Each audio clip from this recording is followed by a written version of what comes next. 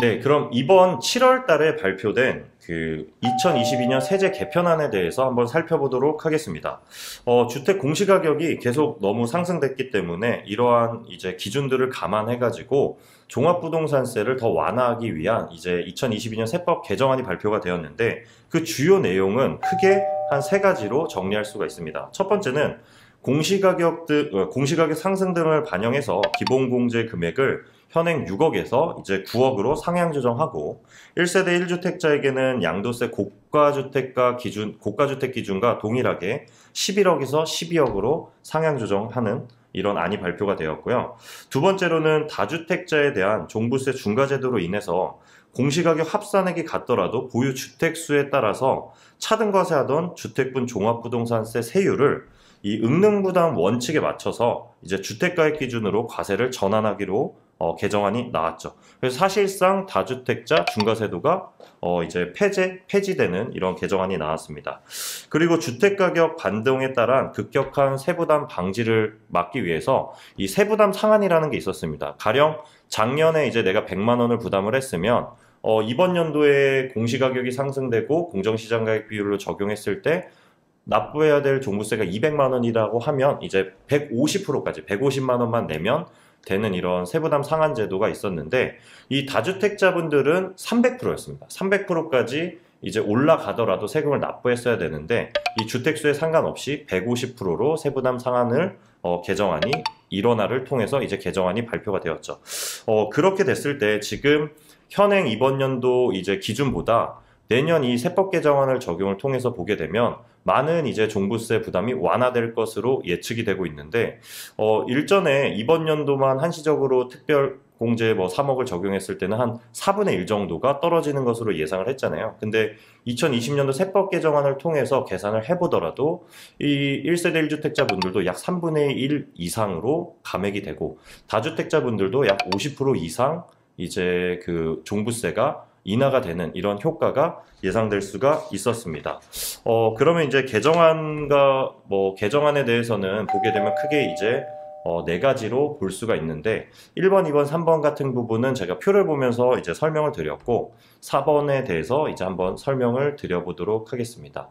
첫 번째 이제 세율 조정은 사실상 이제 다주택자 중과세가 폐지가 됐기 때문에 기존의 0.6%에서 이제 3% 그리고 다주택자분들은 1.2%에서 6%까지 적용되시던 부분들이 사실상 이제 단일 세율로 가게 되면서 0.5%에서 최대 2.7%로 이제 과세가 이제 예정되어 있습니다. 법인 같은 경우는 기존 3%에서 6%였는데 2.7%로 약간 낮게끔 그래도 인하되는 효과는 예상해 볼 수가 있겠네요. 그리고 이 세부담 조정은 제가 설명드렸던 것처럼 기존에는 2주택 이하나 1주택자분들은 150%까지 적용됐던 부분이 조정 대상 2주택이나 3주택 부분들은 300%에서 이제 둘 다 똑같이 이제 구분 없이 150%로 일원화를 시켰습니다. 종합부동산세 이제 기본공제 금액도 말씀드렸던 것처럼 6억에서 9억으로 상향이 되고 1세대 1주택자분들은 12억으로 상향이 됐죠. 이 특별공제 이제 종합부동산세 이제 특별공제는 아직까지 국회는 앞서 설명드렸던 것처럼 통과되지 않았지만 이번 연도 22년도에만 한시적으로 3억 원의 추가 공제가 지금 예정되어 있습니다. 이 부분은 제가 약간 조금 간단하게 설명을 드릴 건데 고령자나 장기 보유자 종합부동산세 납부 유예 제도가 이제 도입이 될 개정안이 나왔는데 이 부분은 뭐냐면 종부세에 대한 부분을 지금 내지 말고 나중에 내도록 과세를 이연해주는 제도입니다.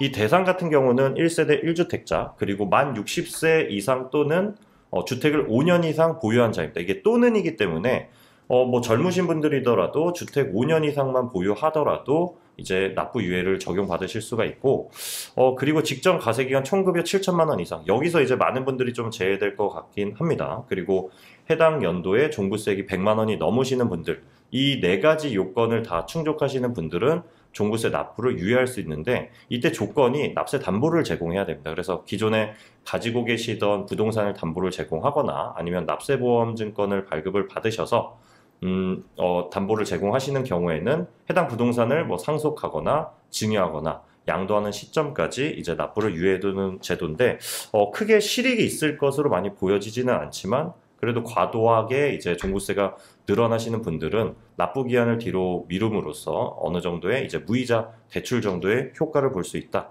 이렇게 예측이 됩니다. 두 번째는 요거는 제가 조금 설명을 드릴 건데, 일시적 2주택자 일시적 2주택자 분들에 대해서 1세대 1주택 주택수 종합부동산세 이제 특례가 신설됐는데, 기존에는 종부세 과세 기준일인 6월 1일 현재 일시적으로 내가 2주택을 가지고 있었어도 다주택자 세율로 중과가 되었습니다. 근데 이제 내가 종전주택을 취득하고 새로운 주택을 취득하면서 2년 이내에 처분을 하면 양도소득세에서도 일시적 2주택으로 봐서 1세대 1주택 비과세를 적용해 주는 것과 똑같이 내가 새로운 주택을 취득하고 2년 이내 종전주택을 처분하게 되면 1세대 1주택자 세율을 적용해 주겠다라는 건데, 사실은 이게 약간 아쉬움은 있습니다. 이게 만약에 A주택이 있고 B주택이 있다라고 해서 똑같이 1주택자에 대한 효과를 주려면 각각의 그 주택의 그 공시가격에 대해서 공제액을 적용하고 세율을 적용해서 합산을 해야 되는데, 사실 그냥 A주택과 B주택을 공시가격을 합산을 하고 세율만 1세대 1주택을 적용을 해주다 보니까 과거에 비해서는 그래도 이제 많이 반영이 됐지만 약간 아쉬운 부분은 있습니다. 그래서 작년에 비해서 이 개정안이 나왔을 때는 그래도 기존에 약간 불합리했던 부분을 보완을 해주는 새로운 이제 제도가 신설되었다라고 볼 수 있습니다.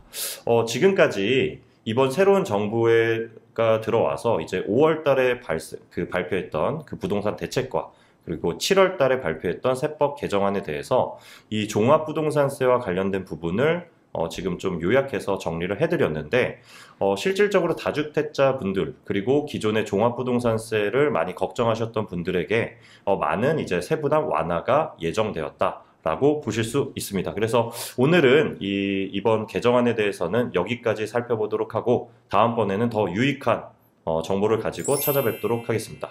감사합니다.